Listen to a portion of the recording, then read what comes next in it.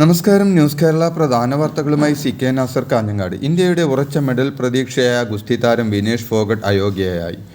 Indian കായിക പ്രേമികളെ വൻ നിരാശയിലാഴ്ത്തിയാണ് Paris ഒളിമ്പിക്സിലെ വനിതകളുടെ 50 കിലോഗ്രാം ഫ്രീ സ്റ്റൈൽ വിഭാഗത്തിൽ ഫൈനലിലെത്തിയ ഇന്ത്യയുടെ വിനേഷ് ഫോഗട്ടിനെ അയോഗ്യയാക്കിയത്. ഇന്ന് രാവിലെ നടന്ന ഭാരപരിശോധനയിൽ വിനേഷ് ഫോഗട്ടിന് അനുവദനീയമായ ഭാരപരിധിയേക്കാൾ 100 ഗ്രാം കൂടുതലാണെന്ന് കണ്ടെത്തിയതിനെ തുടർന്നാണ് അയോഗ്യയാക്കിയത്. ഇതോടെ വിനേഷിനെ മത്സരത്തിലെ അവസാന സ്ഥാനക്കാരിയായി രേഖപ്പെടുത്തും. ഇന്നലത്തെ മത്സരങ്ങൾക്ക് മുമ്പ് രാവിലെ നടന്ന പതിവ് ഭാരപരിശോധനയിൽ വിനീഷിൻ്റെ ശരീരഭാഗം കൃത്യമായിരുന്നു. എന്നാൽ ഇന്നലെ രാത്രിയോടെ വിനീഷിൻ്റെ ശരീരഭാഗം ക്രമാതീതമായി വർദ്ധിക്കുകയായിരുന്നു. ഇന്നലെ സെമി ഫൈനൽ മത്സരങ്ങളിൽ വിജയിച്ച ശേഷം വിനേഷ് ഫോഗട്ട് ഭാരം 50 കിലോ ആയി നിലനിർത്താനായി രാത്രി മുഴുവൻ കഠിനാധ്വാനം ചെയ്തിരുന്നു. രാത്രി ഉറങ്ങാതെ സൈക്ലിങ്ങും ജോഗിങ്ങുമെല്ലാം നടത്തിയിട്ടും ഇന്ന് രാവിലെ നടന്ന ഭാരപരിശോധനയിൽ വിനേഷ് പരാജയപ്പെടുകയായിരുന്നു. ഒളിമ്പിക്സിൽ നിന്ന് അയോഗ്യയാക്കിക്കൊണ്ടുള്ള രാജ്യാന്തര ഒളിമ്പിക്സ് അസോസിയേഷന്റെ തീരുമാനം വരുമ്പോൾ വിനേഷ് ഫോഗട്ട് ആശുപത്രി കിടക്കയിലായിരുന്നുവെന്നാണ് വിവരം. പാരീസ് ഒളിമ്പിക്സിലെ ഉറച്ച മെഡൽ പ്രതീക്ഷയിൽ നിന്ന് രാജ്യത്തിൻ്റെ കണ്ണീരായി മാറിയിരിക്കുകയാണ് വനിതാ ഗുസ്തി താരം വിനേഷ് ഫോഗട്ട്. വിനേഷിന് സ്വർണ്ണ മെഡൽ പ്രതീക്ഷിച്ചിരുന്നതായും ഭാരം 50 മുതൽ 100 ഗ്രാം വരെ കൂടിയാലും സാധാരണയായി താരങ്ങളെ മത്സരിക്കാൻ അനുവദിക്കാറുണ്ട് എന്നും അമ്മാവന് മുൻ താരവുമായ മഹാവീർ സിംഗ് ഫോഗട്ട് വിതുമ്പിക്കൊണ്ട് പറഞ്ഞു. അതേസമയം ഒറ്റ ദിവസം കൊണ്ട് വിനേഷിൻ്റെ ഭാരത്തിൽ എങ്ങനെയാണ് ഈ മാറ്റമുണ്ടായതെന്നും തിരിമറി നടന്നിട്ടുണ്ടോ എന്ന ചോദ്യമുയർത്തി വിമർശനം ഉന്നയിക്കുകയാണ് സാമൂഹ്യ മാധ്യമങ്ങളിൽ കായിക പ്രേമികൾ. പാരീസ് ഒളിമ്പിക്സ് ഗുസ്തിയിൽ ഇന്ത്യക്കായി ഫൈനൽ മത്സരിക്കാനിരിക്കെ ഭാരപരിശോധനയിൽ വിനേഷ് ഫോഗട്ട് അയോഗ്യയാക്കപ്പെട്ട സംഭവത്തിൽ പ്രതികരണവുമായി പ്രധാനമന്ത്രി നരേന്ദ്രമോദി. താങ്കൾ ചാമ്പ്യന്മാരുടെ ഗണത്തിലെ ചാമ്പ്യനാണെന്നും ഇന്ത്യക്കാരുടെ അഭിമാനവും ഓരോ ഇന്ത്യക്കാരനും പ്രചോദനമാണെന്നും ഇപ്പോഴത്തെ തിരിച്ചടി വേദനാജനകമാണെന്നും പ്രധാനമന്ത്രി ഫേസ്ബുക്കിൽ കുറിച്ചു. പാരീസ് ഒളിമ്പിക്സിലെ 50 കിലോഗ്രാം ഫ്രീ സ്റ്റൈൽ ഗുസ്തിയിൽ നിന്ന് 100 ഗ്രാം വ്യത്യാസത്തിൻ്റെ പേരിൽ അയോഗ്യയാക്കിയതിനെതിരെ ഇന്ത്യൻ താരം വിനേഷ് ഫോഗട്ട് കായിക തർക്ക പരിഹാര കോടതിയെ സമീപിച്ചു. വെള്ളി മെഡൽ നൽകണമെന്ന ആവശ്യവുമായാണ് നീക്കം. ഉത്തരവ് അനുകൂലമായാൽ വിനേഷിന് വെള്ളി മെഡൽ ലഭിക്കും. കായിക കോടതിയുടെ ഇടക്കാല ഉത്തരവ് ഇന്ന് പ്രഖ്യാപിക്കും.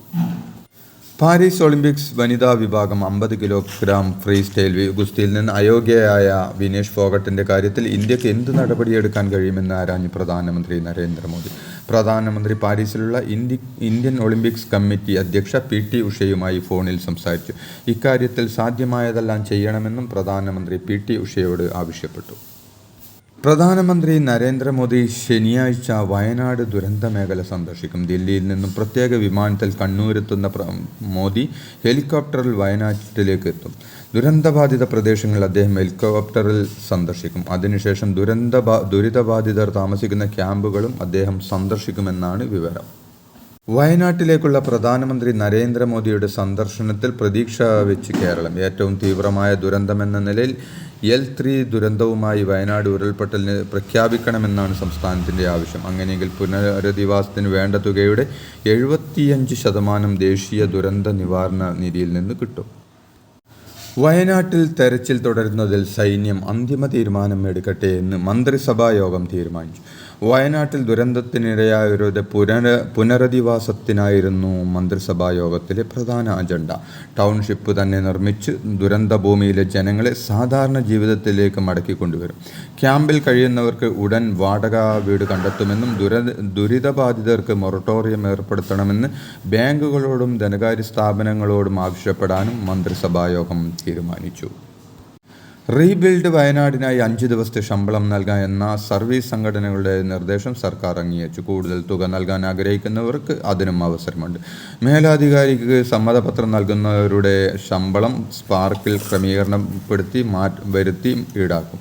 ഒറ്റത്തവണ ആയോ 3 തവണ ആയോ നൽകാമെന്നും തീരുമാനമായി. 1000 കോടിയെങ്കിലും പുനരധിവാസത്തിനായി വേണ്ടിവരുമെന്നാണ് മുഖ്യമന്ത്രി സംഘടനാ പ്രതിനിധികളെ അറിയിച്ചത്. വയനാട് പുനരധിവാസത്തിന് വേണ്ടി പ്രതിപക്ഷ നേതാവ് VD സതീശൻ മുഖ്യമന്ത്രിയുടെ ദുരിതാശ്വാസ നിധിയിലേക്ക് 1 ലക്ഷം രൂപ സംഭാവന ചെയ്തു.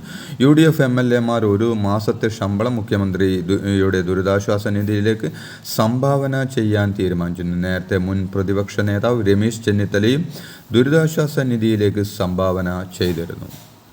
വയനാട് മണ്ണിടിച്ചിൽ ദുരന്തത്തിൽ കാണാതായവർക്ക് വേണ്ടിയുള്ള തെരച്ചിൽ 9ാം ദിവസവും തുടരുന്നു.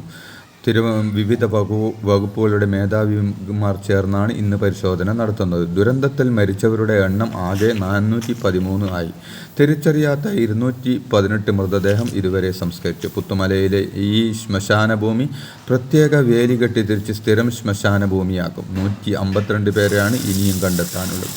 അതോടൊപ്പം ക്യാമ്പുകളിൽ കഴിയുന്നവർക്ക് നഷ്ടപ്പെട്ട റേഷൻ കാർഡുകൾ ഇന്നു മുതൽ വിതരണം ചെയ്യും. ക്യാമ്പുകളിൽ കഴിയുന്നവരുടെ രക്തസാമ്പിളുകൾ DNA പരിശോധനയിലൂടെ ഭാഗമായി ശേഖരിക്കും.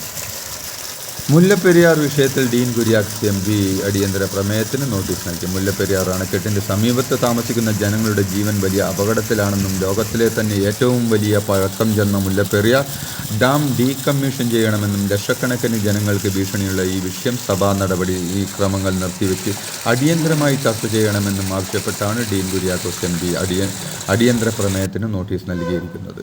മുല്ലപ്പെരിയാറിലുള്ളത് ജലബോംബാണെന്നും പുതിയ ഡാം വേണമെന്നും ഡീൻ കുര്യാക്കോസ് പറഞ്ഞു. കേരള, തമിഴ്നാട് മുഖ്യമന്ത്രിമാരുമായി കേന്ദ്ര സർക്കാർ ഇക്കാര്യത്തിൽ സംസാരിക്കണമെന്നും തമിഴ്നാട് മുഖ്യമന്ത്രി MK സ്റ്റാലിനുമായി സംസാരിക്കാൻ മുഖ്യമന്ത്രി തയ്യാറാകണമെന്നും ഡീൻ കുര്യാക്കോസ് MP ആവശ്യപ്പെട്ടു. സംസ്ഥാന സിലബസിൽ പഠിക്കുന്ന കുട്ടികൾക്ക് മിനിമം മാർക്ക് നിർബന്ധമാക്കി. 8ാം ക്ലാസ്സിൽ ഇത്തവണ മുതൽ ഓൾ പാസ് ഉണ്ടാവില്ല. ജയിക്കാൻ മിനിമം മാർക്ക് നിർബന്ധമാക്കും. അടുത്ത വർഷം മുതൽ 9ാം ക്ലാസ്സിലും മിനിമം മാർക്ക് കൊണ്ടുവരും. പൊതുവിദ്യാഭ്യാസത്തിൻ്റെ ഗുണമേന്മ വർദ്ധിപ്പിക്കുന്നത് സംബന്ധിച്ച് ജൂൺ മാസത്തിൽ ചേർന്ന സംസ്ഥാന വിദ്യാഭ്യാസ കോൺക്ലേവിലെ നിർദ്ദേശങ്ങൾ പ്രകാരമാണ് ഇന്ന് ചേർന്ന മന്ത്രിസഭാ യോഗത്തിലെ തീരുമാനം.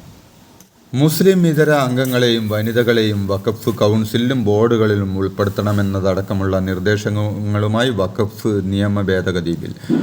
വഖഫ് സ്വത്ത് രജിസ്ട്രേഷനായി കേന്ദ്ര പോർട്ടൽ യാഥാർത്ഥ്യമാക്കുന്നതടക്കം 40ലധികം ഭേദഗതികളുമായാണ് ബിൽ പുറത്തിറങ്ങുന്നത്. ബില്ലിൻ്റെ പകർപ്പ് MP മാർക്ക് വിതരണം ചെയ്തു. ഈ ആഴ്ച തന്നെ ബിൽ പാർലമെൻറ്റിൽ അവതരിപ്പിച്ചേക്കും. ഇതോടെ ഇന്നത്തെ പ്രധാന വാർത്തകൾ സമാപിച്ചു. നന്ദി, നമസ്കാരം.